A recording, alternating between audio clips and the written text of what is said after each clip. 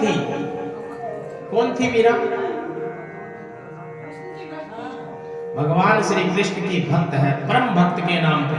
जब भक्त माल की कथाएं करते हैं ना, तो मीरा का भी चरित्र आता है महाराज, नरसिंह मेहता का भी चरित्र आता है महाराज, ध्रुव जी का भी चरित्र आता है, अपने भक्त प्रहलाद का भी चरित्र आता है। ये सब भक्त हैं, ये भक्त माल है। पर मीरा कौन है? ये मीरा क्यों बन गई? क्योंकि ये ब्रज क्षेत्र की एक कन्या है मीरा। ब्रज का जो क्षेत्र है, उस ब्रज क्षेत्र की एक कन्या मीरा। और भगवान श्री कृष्ण का एक मित्र है मधुमंगल। क्या नाम है? मधुमंगल। मधुमंगल का ब्याह हुआ माधवी से। मधुमंगल का ब्याह माधवी से हो गया। कन्हैया 5 वर्ष का है और मधुमंगल कह रहा कन्हैया को, कन्हैया आज मैं मेरे ससुराल जा रहा हूं। कन्हैया सोचा ससुराल क्या होता है, वो तो 5 वर्ष का, उसको पता नहीं ससुराल क्या होता है। बोला रे मधुमंगल, ये ससुराल का हो गए, मुझे बता कि ये ससुराल तो अपने माता पिता बनावे, तो तेरी माँ को जाकर पूछियो कि मेरा ससुराल कहाँ है, कि तू ससुराल जाकर क्या करेगा मधुमंगल? अरे मैं ससुराल जाके मैं मेरी घरवाली को लेकर आऊंगा। उतने में कन्हैया दौड़ा महाराज, मैया के पास गया, बोलने लगा मैया कि हाँ कन्हैया, कि मैया मेरा ससुराल कहाँ है? छोटा सा कन्हैया मैया को कह रहा मेरा ससुराल कहाँ है मैया?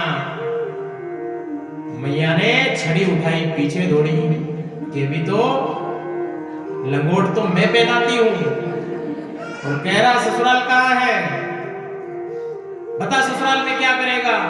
अरे मैया वो घरवाली को लेके आऊंगा, घरवाली को लेकर आऊंगा, इसलिए बता मैया। मैया ने छड़ी उठा के पीछे दौड़ने लगी, कन्हैया भाग गए।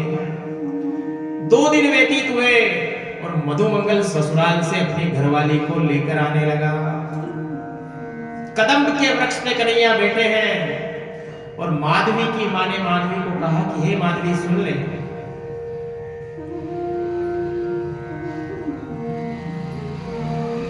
तू जा रही है, तू गोकुल मथुरा वृंदावन सब जगह जाएगी, पर वहां पर है ना एक नटखट रहता है, उस नटखट से बच कर देना। क्यों मैया? नाम क्या है उसका? कि उसका नाम है कृष्ण। क्या नाम है? कृष्ण। और उसी से तेरे को बच के रहना है। क्यों रहना है मैया?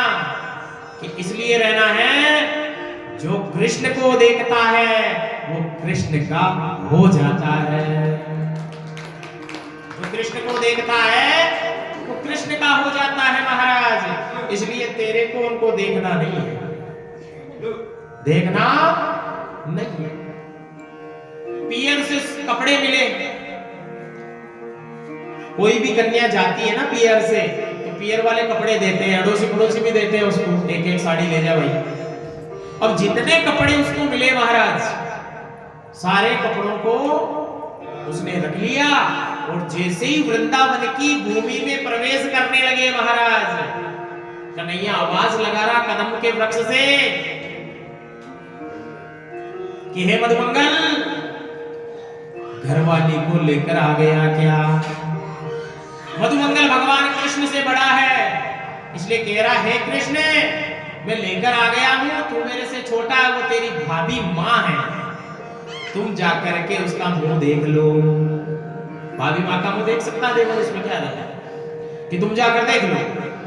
और जैसे ही कृष्ण का नाम लिया महाराज, माधवी के रोम रोम खड़े हो गए और जितने वस्त्र मिले थे पियर से, अड़ोसी के पड़ोसी के काका जी के, सारे वस्त्रों से अपने चेहरे को ढक लिया कि मैं चेहरा कृष्ण को नहीं दिखाऊंगी। अगर कृष्ण को चेहरा दिखाऊंगी तो मैं कृष्ण की हो जाऊंगी, और मैं कृष्ण की हो गई मेरा मधुमंगल अकेला रह जाएगा, मेरा मधुमंगल अकेला रह जाएगा। ऐसा भाव आ गया माधवी में और कृष्ण कदम की डाल से नीचे कूदे और जोर से कह रहे, हे माधवी तेरा चेहरा तो दिखा माधवी। माधवी ने भगवान को चेहरा दिखाने के लिए मना कर दिया महाराज कि मैं आपको चेहरा नहीं दिखा सकती, मैं आपको चेहरा नहीं दिखा सकती। गोविंद इधर जाए वो इधर घूम जाए, वो उधर जाए वो उधर घूम जाए। नहीं दिखाया। घंटों समय व्यतीत हुआ महाराज। तब भगवान श्री कृष्ण ने कहा, माधवी जिस मुखड़े को देखने के लिए दुनिया जो है ललायित है, श्री कृष्ण के इस मुख को देखने के लिए दुनिया ललायित है माधवी, और आज ही श्री कृष्ण तेरा मुख देखने के लिए ललायित है। जा मैं तुझे श्राप देता हूं कि अगले जन्म में तू मेरा मुख देखने के लिए ललायित ही रहेगी। अगले जन्म में तू मेरा मुख देखने के लिए ललायित रहेगी। और भगवान की कृपा ऐसी हुई कि अगले जन्म में वो माधवी ही मीरा के रूप में प्रकट हो गई महाराज। बोले मीरा बाई की।